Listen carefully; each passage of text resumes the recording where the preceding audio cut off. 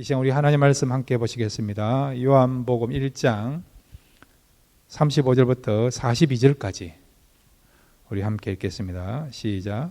또 이튿날 요한이 자기 제자 중 두 사람과 함께 섰다가 예수께서 지나가심을 보고 말하되 보라 하나님의 어린 양이로다.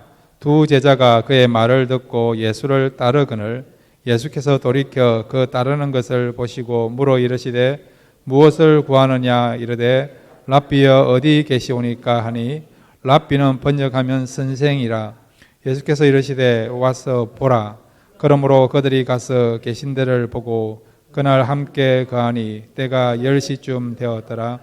요한의 말을 듣고 예수를 따르는 두 사람 중에 하나는 시몬 베드로의 형제 안드레라. 그가 먼저 자기의 형제 시몬을 찾아 말하되 우리가 메시아를 만났다 하고 메시아는 번역하면 그리스도라. 데리고 예수께로 오니 예수께서 보시고 이르시되 내가 요한의 아들 시몬이니 장차 게바라 하리라 하시니라. 게바는 번역하면 베드로라. 아멘. 아멘. 42절까지입니다.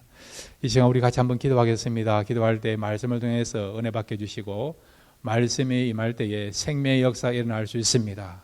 오늘 말씀을 통해서 우리 마음의 모든 그런 두려움과 염려, 어둠이 물러가고 치유와 평강 그리고 어떤 기쁨을 맛보는 그런 놀라운 역사가 말씀을 듣는 가운데 일어날 수 있도록 말씀을 사모하시면서 우리 다 같이 주여 한번 부르고요. 간절히 기도하겠습니다.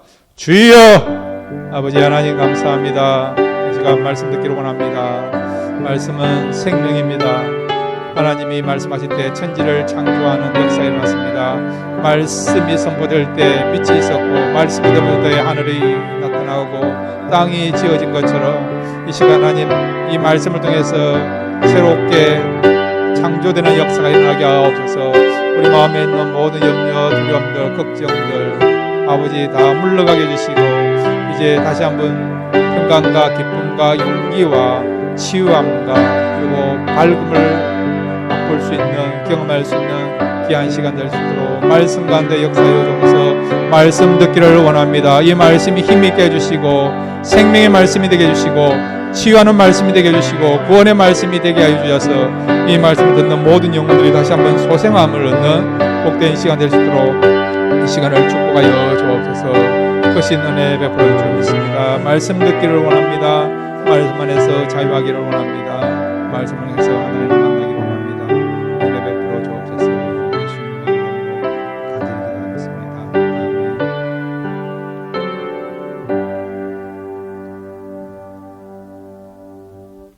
하나님 아버지 사슴이 시냇물을 찾듯이 저희들 말씀의 갈급함을 가지고 주 앞에 나왔습니다.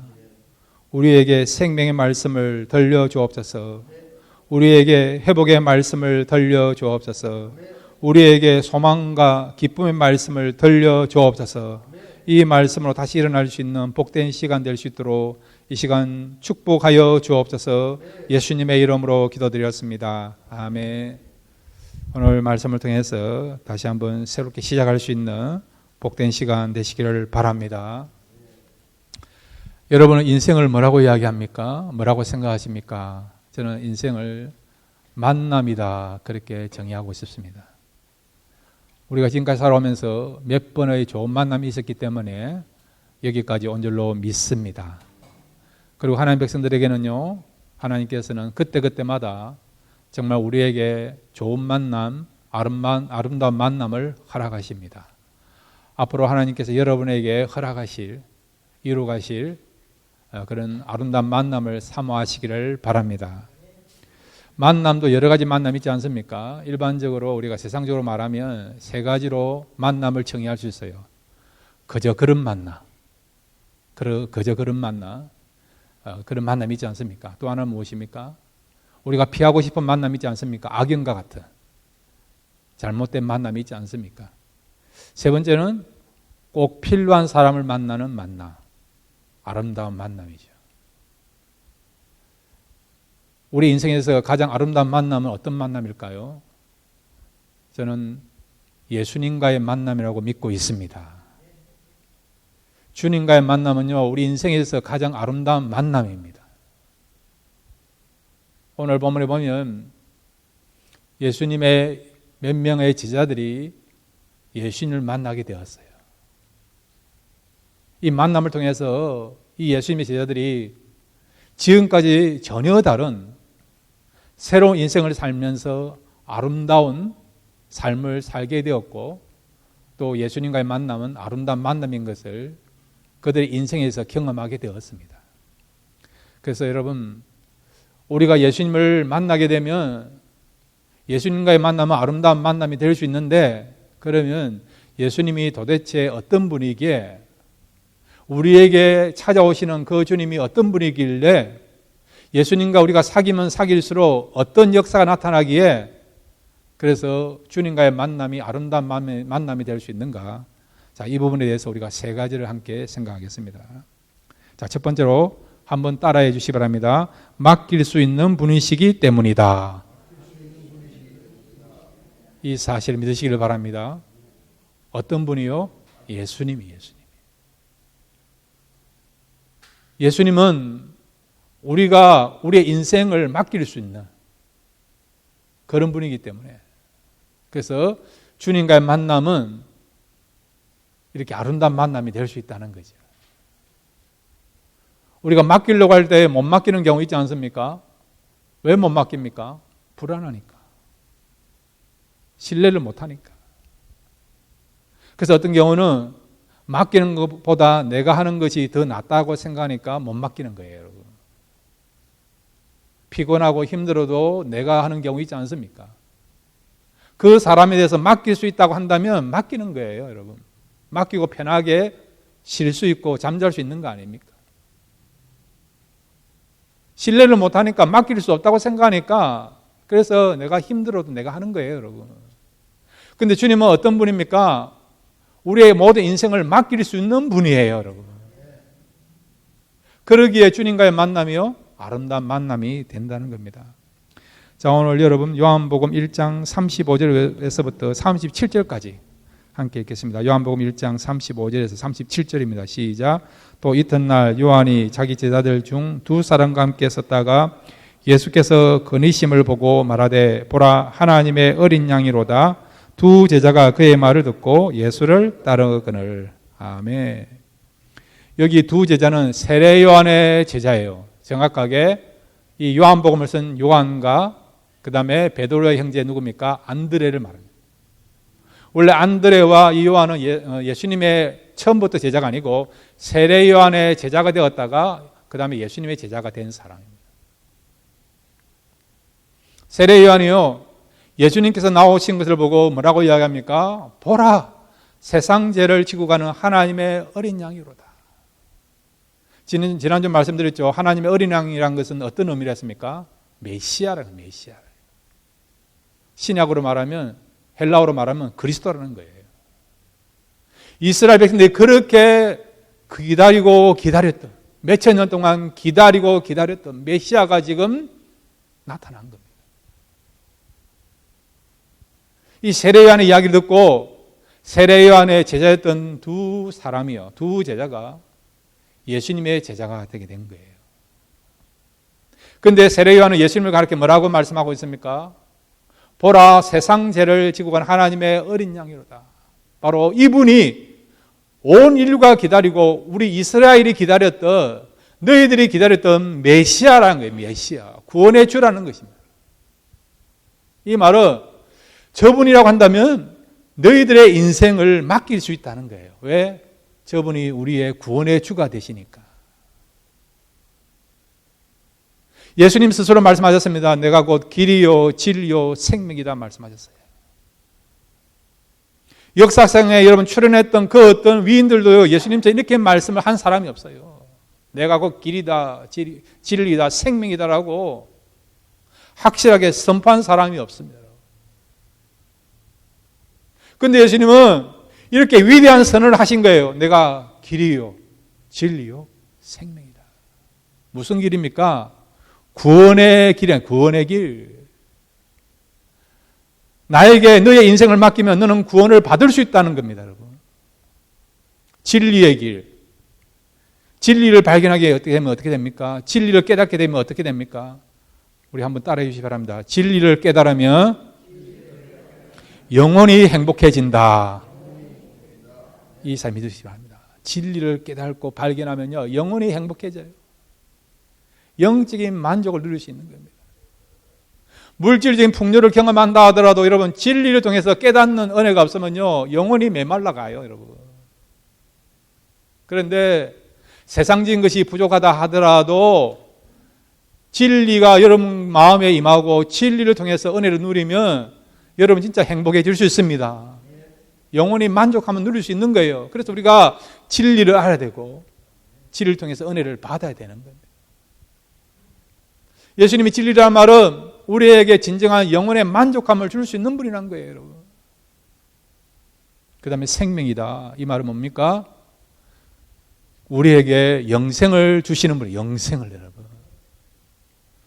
우리가 영원히 살 수 있는, 영원한 생명을 가질 수 있는 그런 축복과 그런 은혜를 줄 수 있는 분이 누구라고요? 예수님이에요, 예수님. 이런 분이기 때문에 우리가 우리의 모든 인생을 주님께 맡길 수 있는 것이죠, 여러분.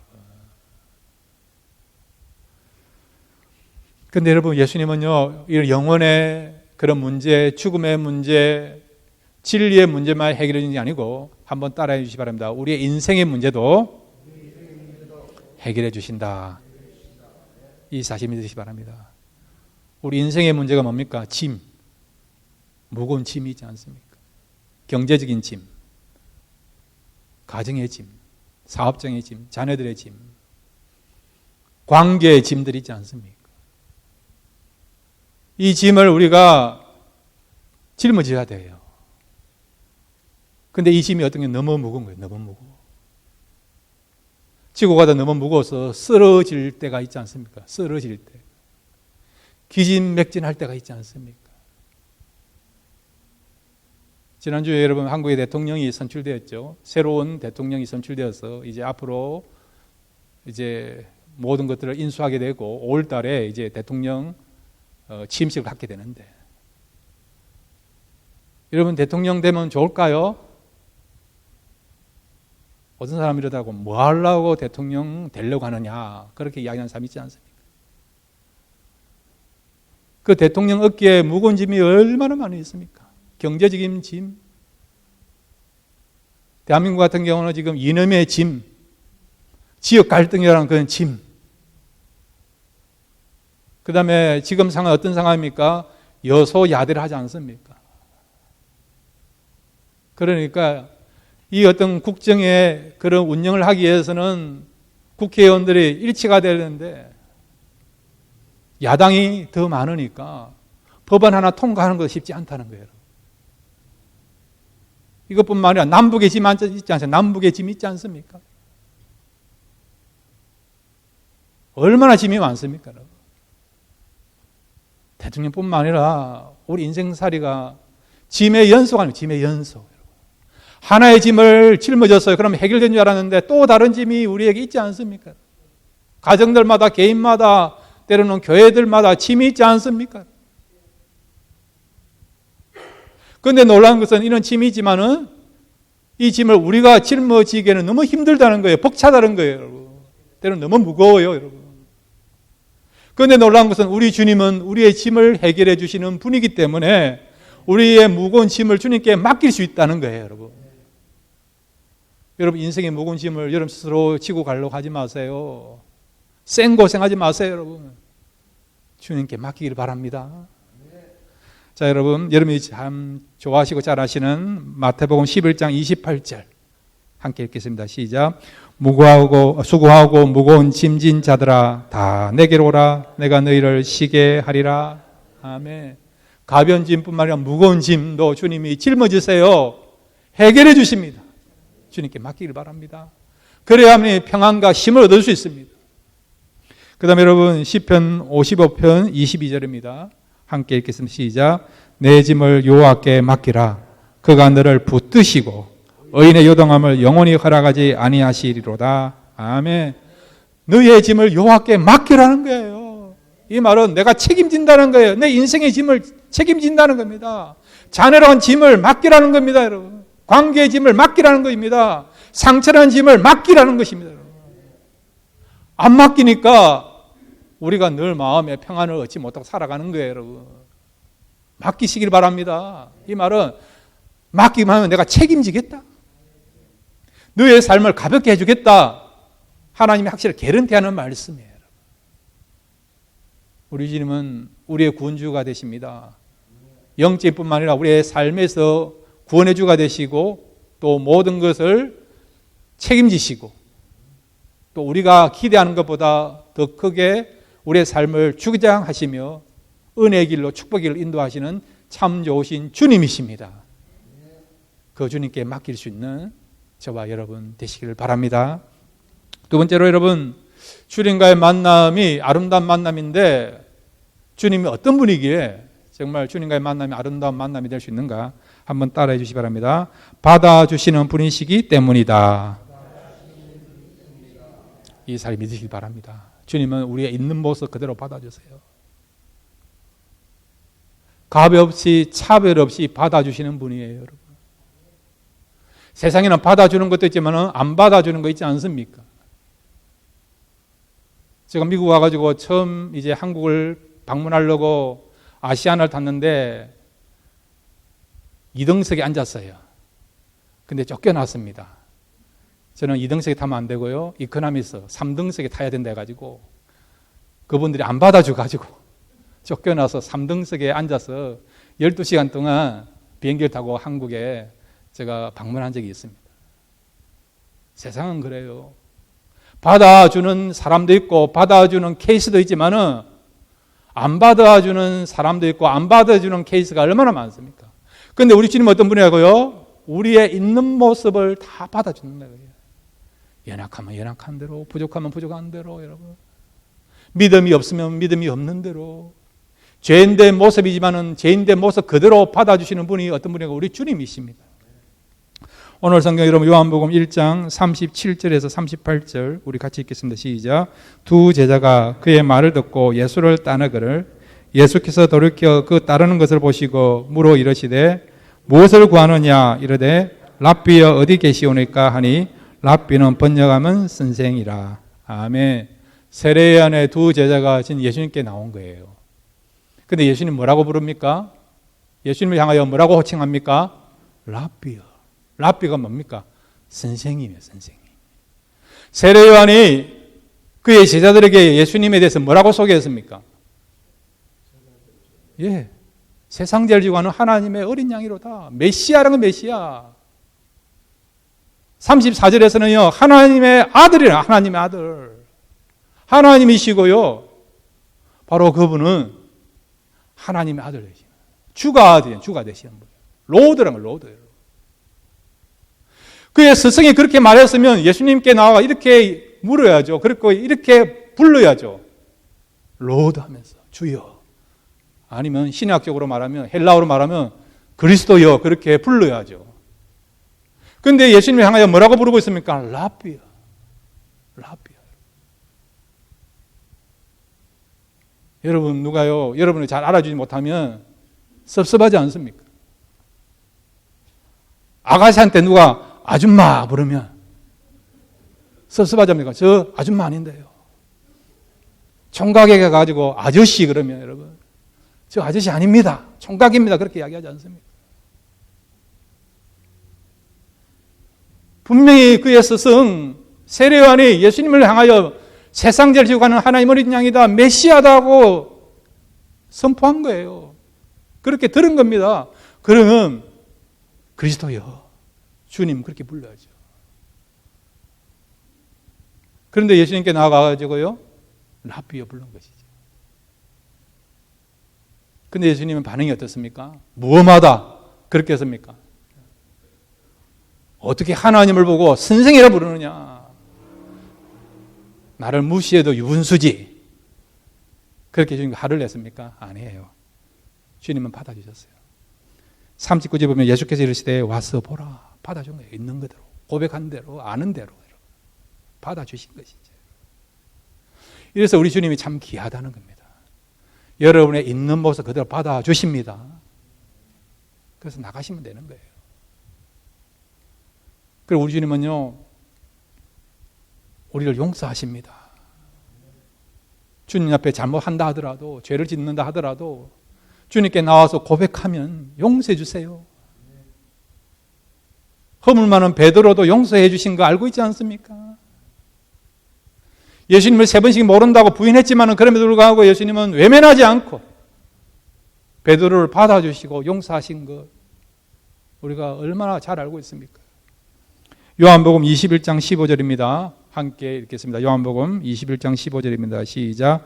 그들이 조밥 먹은 후에 예수께서 시몬 베드로에게 이르시되 요한의 아들 시몬아 내가 이 사람들보다 나를 더 사랑하느냐 하시니 이르되 주님 그러하나이다. 내가 주님을 사랑하는 줄 주님께서 아시나이다. 이르시되 내 어린 양을 먹이라 하시고. 아멘. 디베랴 바닷가에서 주님과 베드로가 만났어요. 주님이 베드로에게 말씀하십니다. 물으십니다. 요한의 아들 시몬아 네가 나를 사랑하느냐? 이 말은 주님은 먼저 너를 사랑하고 있다는 거예요, 여러분. 주님은 사랑하지 않는데 베드로에게 물으신 것이 아니고 이미 주님은 베드로를 용서하시고 사랑한다는 겁니다. 이런 내용이 포함된 거죠. 그러면서 베드로에게 묻는 거죠. 네가 나를 사랑하느냐? 베드로가 주님께 고백하지 않습니까? 주님을 사랑한다고 고백하지 않습니까? 그리고 주님 뭐라고 말씀하십니까? 내 어린 양을 먹이라 하시고 네가 나를 모른다고 부인했지만 나는 여전히 너를 사랑하고 너에게 사명을 준다는 것을 말씀하고 있는 거지. 연약한 실패한 베드로를 받아주시고 용서하시고 다시 일어날 수 있는 새롭게 출발할 수 있는 기회를 주신 것을 보게 되죠. 바로 우리 주님은요 우리의 있는 모습 그대로 받으시는 주님이십니다. 주님께 달려나가시길 바랍니다. 주님 받아주세요, 여러분. 머뭇거리지 말고요. 받아주실까 안 받아주실까 고민하지 마시고 주님 받아주십니다. 주님 안에서 진정한 사랑과 기쁨 누릴 수 있는 저와 여러분 되시기를 바랍니다. 마가복음 1장 40절부터 42절에 보면 또 주님은 이런 분들도 받아주는 것을 보게 됩니다. 마가복음 1장 40절에서 42절입니다. 시작. 한 나병 환자가 예수께 와서 꿇어 엎드려 간구하여 이르되 원하시면 저를 깨끗하게 하실 수 있나이다. 예수께서 불쌍히 여기사 손을 내밀어 그에게 대시며 이르시되 내가 원하노니 깨끗함을 받으라 하시니 곧 나병이 그 사람에게서 떠나가고 깨끗하여 진지라. 아멘. 나병 환자, 그 당시 사회에서는 가장 부정한 자. 부정한 자. 그 누구도 가까이 하지 않는 그런 부정한 자를 주님 어떻게 받으시는 거예요? 또 어떻게 하십니까? 그 한부에 손을 대시고 기도하시면서 그 나병 환자의 그런 질병을 깨끗하게 낫게 하지 않습니까? 누구도 가까이 하지 않아요. 낫기 전에는 가까이 하지 않습니다. 거리를 둡니다. 왜? 그 사람과 가까이 하면 자기도 부정한 자가 되니까. 근데 주님은 어떻게 합니까? 그렇게 세워야 된 자, 부정한 자를 받으시면서 그 마음을 어루만지시면서 한부에 손을 대시면서 내가 원하노니 낫게 될지어라고. 나는 너가 낫기를 바란다라고. 회복되기를 바란다라고. 그 부정한 자, 연약한 그대로 받으시면서 이 나병 환자를 고치시고 치유주시는 그런 사랑의 주님을 우리가 발견할 수 있는 것이죠. 주님은 이런 사람들까지도 받으시고 용납하시고 품으시고 사랑하시는 참 좋으신 주님인 것을 말씀해 주고 있는 것입니다. 주님께 나오시길 바랍니다. 그럴 때 위로를 얻으시고 그 다음에 소망을 경험하시고 험한 세상 속에서도 평강을 누리면서 날마다 승리의 삶을 살아가시는 또 주님의 사랑을 통해서 힘을 얻을 수 있는 그런 저와 여러분 되시기를 바랍니다. 세 번째로 여러분, 우리 주님이 어떤 분이기에 주님과의 만남이 아름다운 만남이 될 수 있습니까? 한번 따라해 주시기 바랍니다. 나를 변화시켜 주시는 분이시기 때문이다. 이 사실을 믿으시기 바랍니다. 주님은요, 우리를 변화시켜 주세요. 연약한 자를 강하게 변화시켜 주시고 죄인을 여러분 의인으로 변화시켜 주시고 지혜 없는 자를 지혜 있는 사람으로 만들어주세요, 여러분. 이런 새롭게 하시고 창조케 하시는 이런 놀라운 변화를 우리에게 줄 수 있는 분이 우리 주님이십니다, 여러분. 우리가 잘 안 되는 것이 변화예요, 변화, 여러분. 습관을 변화한다는 거 쉽지 않아요, 여러분. 먹는 것도 변화한다는 거 쉽지 않아요, 여러분. 사람의 어떤 고정관념, 이런 거 변화되는 거 쉽지 않아요, 여러분. 그런데 주님 만나면 변화되는 거죠. 외골수, 그런 고집이 센 사람도요, 부드러운 성품을 갖는 사람은 바뀌는 거 알고 있지 않습니까? 우리 주님은요, 우리의 모든 인생, 우리의 삶을 변화시킬 수 있는 그런 주님이십니다. 자, 여러분, 오늘 요한복음 1장 40절에서 42절 주님과 베드로의 만남에 대한 내용이 나와 있습니다. 요한복음 1장 40절 42절 같이 읽겠습니다. 시작. 요한의 말을 듣고 예수를 따르는 두 사람 중에 하나는 시몬 베드로의 형제 안드레라. 그가 먼저 자기 형제 시몬을 찾아 말하되 우리가 메시아를 만났다 하고, 메시아를 번역하면 그리스도라. 데리고 예수께로 오니 예수께서 보시고 이르시되 내가 요한의 아들 시몬이니 장차 게바라 하리라 하시니라. 게바는 번역하면 베드로라. 아멘. 먼저 안드레가 예수님을 만나고, 예수님을 만나고 난 뒤에 그의 형제 베드로에게 예수님을 소개하게 된 거예요. 그리고 베드로가 예수님께 나와서 예수님을 만나는 역사가 일어났습니다. 여러분, 베드로가 얼마나 대단한 사람입니까? 위대한 사람입니까? 초대교회를 시작한 데 있어서, 교회가 세워진 데 일에 있어서 가장 큰 영향력을 미친 사람이 베드로 아닙니까? 베드로가 설교했더니 그 설교들은 사람들이 교회에 몰려오기 시작해가지고 그렇게 시작된 것이 예루살렘 교회 아닙니까? 만약에 베드로가 예수님을 만나지 않았다면 그의 인생 어떻게 되었을까요? 갈릴리의 어부로 태어났다가 어부로 죽는 삶을 살았겠죠. 성경에 나오지도 않습니다, 여러분. 그냥 한 어부의 아들로 태어났다가 어부 인생 살다가 살아난 그런 사람으로 그냥 평가되는 것이죠. 무명인에 불과할 수 있는 사람이 베드로 아닙니까? 베드로. 그런데 예수님을 만났더니 그는 이제 어부를 일을 하는 것이 아니고 고기 잡는 어부가 아니고요. 주님 말씀대로 사람을 낚는, 사람을 취하는, 복음을 위하여 영혼을 구원하는 일에 귀하게 쓰임받는 사명자로, 사도로, 전도자로 바뀌게 된 것이죠. 마지막에 순교자로 쓰임받게 된 것이죠. 자, 여러분, 마태복음 4장 18절에서 20절까지 함께 읽겠습니다. 시작. 갈릴리 해변에 다니시다가 두 형제고 베드로라는 시몬과 그 형제 안드레가 바다에 그물 던지는 것을 보시니 그들은 어부라. 말씀하시되 나를 따라오라. 내가 너희를 사람을 낚는 어부가 되게 하리라 하시니 그들이 곧 그물을 버려두고 예수를 따르니라. 아멘. 주님을 만남으로 그냥 고기 낚는 어부에서 사람을 낚는, 교회사에 큰 한 획을 긋는 위대한 사도로, 또한 예수님의 제자로, 사명자로 쓰임받는 역사가 바로 베드로가 되게 된 거예요. 주님과의 만남을 통해 이런 변화가 일어나게 된 것입니다. 제가 이 배시성을 가진 분에게 물어봤습니다. 배시드 가운데 가장 위대한 사람이 누구냐 하니까 그분이 이러더라고요. 베드로라거든, 베드로. 그 말을 듣는 순간 저에게 의문이 생겼어요. 배시성하고 베드로 배자하고 무슨 상관이 있을까 하면서. 예. 여러분, 우리도 마찬가지예요, 여러분. 우리가 주님을 만나지 않았다면 아무 의미도 없고 가치도 없는 존재입니다.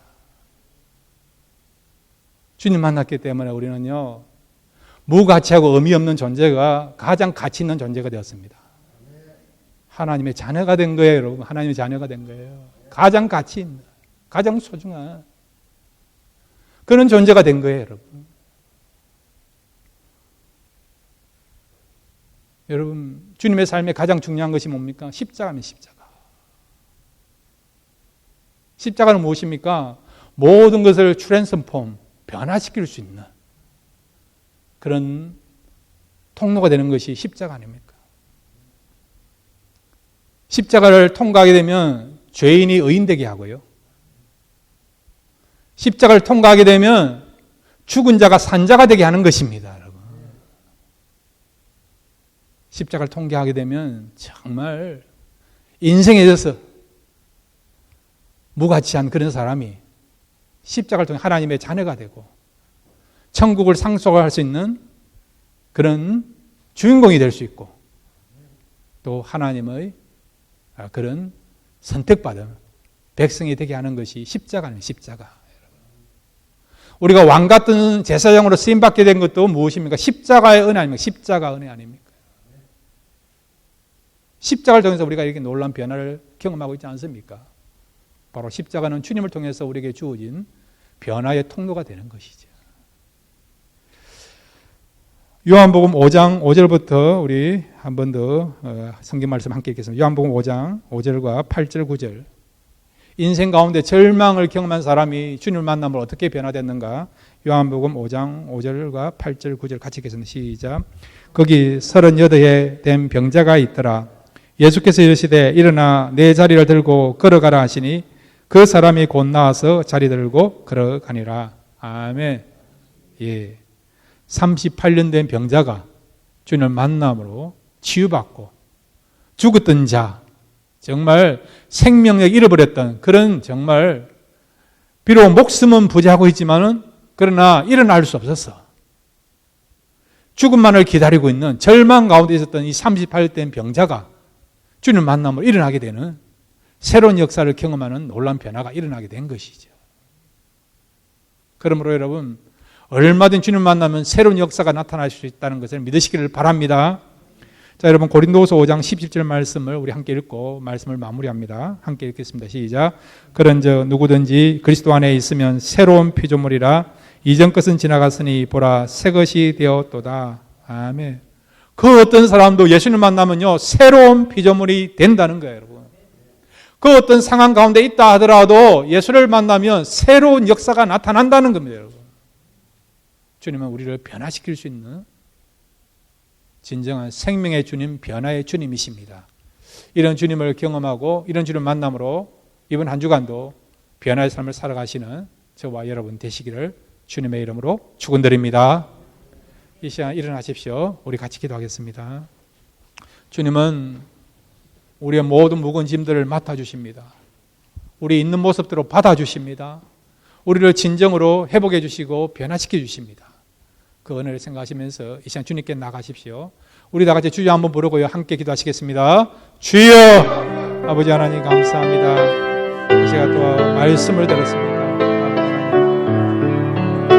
주님께 맡기기를 원합니다. 우리 인생의 무거운 짐들을 맡기기를 원합니다. 아버지 경제적인 무거운 짐, 또 사업의 무거운 짐들, 또 가정의 무거운 짐들, 또 자녀에 대한 무거운 짐들, 아버지 상처라고 하는 무거운 짐들을 맡기기를 원합니다. 우리 스스로 짊어지기에 너무 짐이 무겁습니다. 이 짐을 짊고 가다가 우리는 너무 지쳐서 쓰러질 것 같았습니다. 기진맥진할 것 같습니다. 맡아주옵소서. 수고하고 무거운 짐진자라 다 내게 오라. 내가 너를 쉬게 하려 했습니다.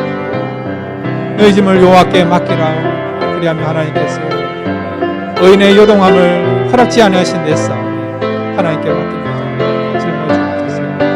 주님 나의 있는 모습 받아주옵소서. 연약한 모습, 상처받은 이 모습 그대로 받아주옵소서. 주님 받아주시고 새롭게 하시고 품어주시고 안아주시고 우리의 상한 마음을 치유하시고 또 눈물을 닦아줄 줄로 믿습니다. 주님 받아주옵소서. 아버지 하나님 우리를 변화시켜 주옵소서. 새로운 피조물로 바꾸어 주옵소서. 새로운 인생을 살 수 있도록 아버지 하나님 우리를 새롭게 하여 주옵소서. 그렇게 하나님 하나님께 감사합니다.